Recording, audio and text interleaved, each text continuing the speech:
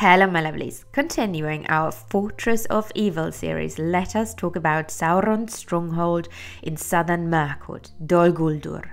Before we start, please consider liking the video and please leave a comment if you enjoyed the content, that way I can keep the channel going.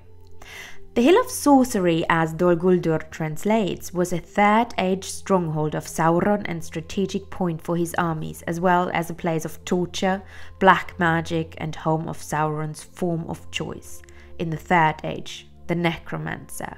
Sauron had lost the ability to appear in fair form after the downfall of Numenor, preventing him to further deceive mankind and elves. His true form and malice was what he was left with, the Dark Lord.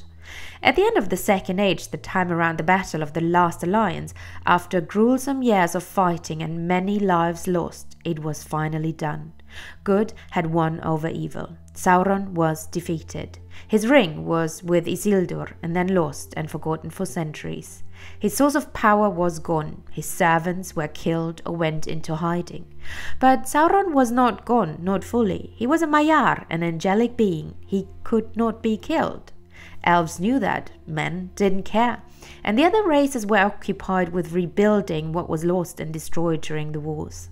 So, what now? Mordor, his original kingdom, was guarded by men of the West, and he had to regain his strength. From the text we only know he or his spirit went east. We hear of him again about 1,000 years later. Well, it is not clear it is actually Sauron for a long time, but spoiler alert. Around the year 1000, an evil presence took over the former settlements of the Sylvan Elves. Those elves were ruled by Thranduil's father, King Oropher, and later Thranduil in the Third Age.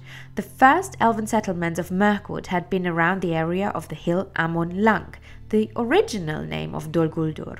Sensing evil rising, Thranduil led his people further north, to a land in between the Misty Mountain, the Grey Mountains, and the old forest road. That road, originally created by the Longbeard dwarves, had throughout all ages been an important trade route for elves, men and dwarves, and divided Mirkwood into North and South Mirkwood. Side note on Mirkwood, its original name was Greenwood the Great, and it had been there from the beginning of time, the creation of Ada. The OG elves from Cuivennen went through the forest, and some of the elves that refused to go to the Undying Lands settled there in the early days of the elves and became the Sylvan or Woodland elves.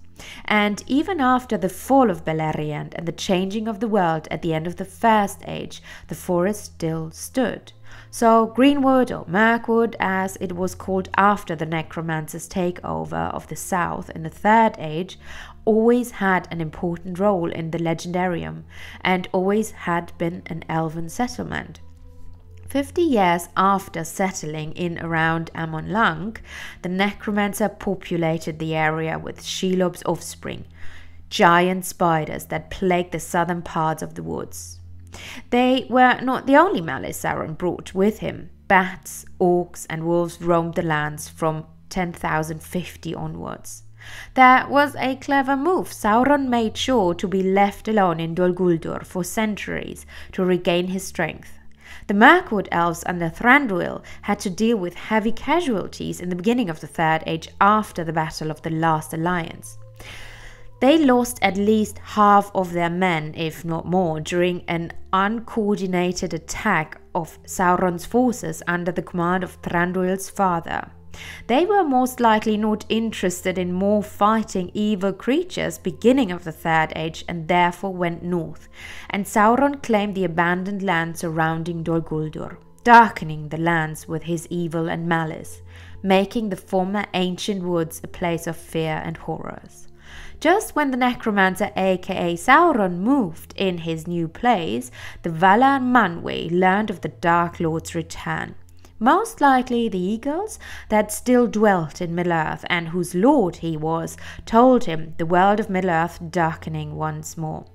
If he knew specifics, Sauron being the Necromancer, building a new stronghold in Mirkwood, we do not know. I guess he did not know what was happening in Middle-earth in full details, but nonetheless he did send 5 or at least 3 wizards to Middle-earth, the exact time Sauron founded Dol Guldur. Gandalf clearly did not know the Necromancer was Sauron right from the beginning, nor did the others, but he knew Sauron in whatever form was back, and their duty was to aid Middle-earth. But back to the fortress itself. We have a description of the fortress by the elf Haldir in the Fellowship of the Ring book. There lies the fastness of Southern Mirkwood. It is clad in a forest of dark fir, where the trees drive on against another and their branches rot and wither. In the midst upon a stony height stands Dol Guldur, where long the hidden enemy had his dwelling. We fear that now it is inhabited again, and with power 7-fold. A black cloud lies often over it of late. Amon Lang, Naked Hill, was the highest point in the highland and the southern west corner of Greenwood, and was so called because no trees grew on its summit. In later days it was called Dol Guldur, the first stronghold of Sauron after his awakening, from the Unfinished Tales. We do not know how big it was. My guess is it was one of the smaller fortresses. Sauron never planned it to replace Barad-dûr. Also, I did not know that it took centuries to build it like some of the other fortresses of evil, as people suspected it to be the dwelling of one of the returned Nazgûl. It must have looked scary and frightening AF. But I guess not many people even saw it based on Tolkien's description that it was partly hidden. The location is an interesting one, as I mentioned before. Although he never planned it to be his main seat, the location was perfect to control the northeast of Middle-earth, which Mordor never fully could. It was close enough to control the dwarfs of Erebor, who did find riches in the Lonely Mountain, close to control one of the remaining elven kingdoms of Thranduil's people. Lorien lay at arm's length just over the river Anduin. You see what his intention was: further control of Middle-earth by choosing a strategic location to cover the parts of the world where his enemies dwelled. The Witch King in the north with the kingdom of Angmar, Mordor in the south, his allies in the south and east, and now another stronghold. An interesting fact you might not know: there was a tribe of Easterlings that settled east near Dol Guldur under the command of Sauron. They were said to be amongst the fiercest warriors and attacked Gondor on a regular basis in the Third Age after Sauron's return. They were called the Balchoth. Let's take a look at the timeline again to understand what happened after the Necromancer settled in. Nothing of importance seemed to have happened for centuries from 1050 onwards. Gandalf, whose sole purpose being in Middle-earth was helping to defeat Sauron once again, came to Dol Guldur in the year 2036. We do not know a lot about what happened, and Gandalf still did not uncover the Necromancer's true identity. What we do know is Sauron fled east after the encounter. Some say because he was not powerful enough at that time to withstand a confrontation with a wizard. My personal guess, it was also a clever trick to convince the wizards and the elves he had left the fortress for good. Because he did come back. The time until his return in 2460, so almost 400 years, was called the Watchful Peace. Something important happened the same year Sauron returned to Dol Guldur. Smeargol, the hobbit-like creature, found the one ring in the Gladden Fields, close to Dol Guldur. If you take a look at the map, coincidence, Sauron returned exactly at that time? I guess he felt the ring was found. He did not know where or by whom, but the ring was a part of him, and they were connected, so he must have felt his return. It makes sense Sauron started his proper comeback during that time. Knowing the main source of his powers was back, he must have felt reinvigorated and his strength coming back. He was no longer just recharging. he was on the hunt for the ring from now on. In 2845, Thrain II was on his way from the Blue Mountains to the Lonely Mountains. Thrain at that time possibly held the last of the 7 dwarven rings. Some of them were lost in dragon attacks and dragon fire. Some Sauron had regained. Thrain was the father of Thorin, who later would reclaim their lost kingdom in the Lonely Mountain, basically the story of the Hobbit. He was captured by orcs and brought to Dol Guldur, where he was tortured for years by Sauron's servants until he went mad. 5 years later, in 2850, Gandalf returned for the second time to Dol Guldur and found the dwarven king that didn't even remember his own name. Still, he managed to give Gandalf the key and the map to the Lonely Mountain.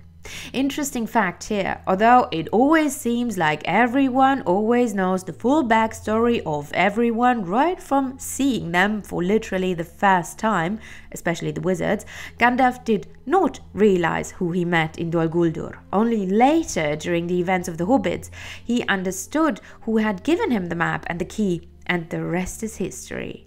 During his second visit, Gandalf finally realizes one thing though. He finally understands who the Necromancer is and that he's gearing up for war and on the hunt for the ring. The Council of the Wise, or the White Council, formed originally in 2463, met in the year 2851 to discuss Sauron's return. The OG Council actually already existed in the Second Age under the rule of Gil-galad.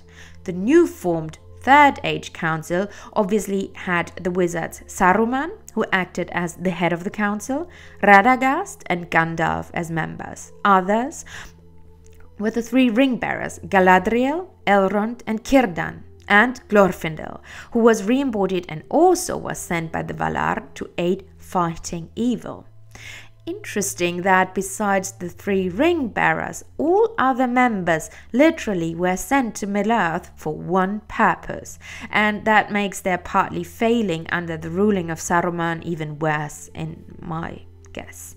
Saruman's continuously strong words and advice against attacking Dol Guldur did not go unnoticed by Gandalf, and he started to suspect the wizard had his own agenda and did not solely act in the best interest of the council and the free people anymore. In 2939, Sauron's servants started searching the exact area where Gollum years earlier had claimed the One Ring, and they also collected all information they could gather about the whereabouts of Isildur's heirs. Saruman, residing in Orthanc, not far away, learned of this, but did fail to notify the council of Sauron's endeavors. In 2941, the council meets once again and now finally decides to act. Saruman's intentions, though, were simply to prevent Sauron to further look for the ring, so he would have a better chance in finding it himself. Together, they attacked the fortress and were successful in driving Sauron out, finally. They fully knew he was not killed and defeated, but they knew of the importance of the fortress due to its positioning, and it was at least a small victory. Remember the events of that year. Bilbo in 2941 went on his adventure with the dwarves, found the One Ring, and they reclaimed Erebor. That all happened the same year. Think of what could have happened if the White Council had not attacked Dol Guldur. What if Sauron had managed to get Smaug on his side? Sauron even could have gotten his hands pretty easy on the One Ring, if not being attacked and driven out of Dol Guldur. But the fortress did not stay abandoned for long. In 2951, Sauron, now back in Mordor, officially announced his return, and he sent the Nazgul to reclaim Dol Guldur once again. He would not give up the strategically placed fortress. Dol Guldur did become the home of Khamûl, the Easterling, from 2951 onwards. In 3018, the Nazgul and the forces of Dol Guldur attacked Thranduil's realm the city of Dale, and even Galadriel in Lothlorien. Scouts from Dol Guldur learned in the same year of Gollum's captivity in the woodland realm, and orcs were sent to capture the creature, which they did, and so Sauron learned of the Baggins and Shire. Dol Guldur's final battle was the Battle Under the Trees, where the forces of Sauron lost against Thranduil's forces. And again, if Dol Guldur's army would have succeeded against Thranduil, the outcome of the war might have been different, and maybe the ring would not have been destroyed, and the Dark Lord would have been successful in the end. The Fortress of Evil was finally destroyed, and the area cleared in 2019 by Celeborn and with the help of Galadriel's magic and powers. And the forest once again found peace, and its inhabitants prospered and lived without fear. I guess it is clear Dol Guldur was more than just another fortress of evil. It was a strategic landmark in Sauron's endeavors to reclaim the ring and rule over Middle-earth. I hope you enjoyed the video. I will follow up the series with Morgoth's fortress, Angband and Utumno. And if you want me to, I can also cover the fortresses of the goodies throughout the ages. Leave a comment what would interest you. Thank you for listening. Till the next one. Bye bye, my lovelies.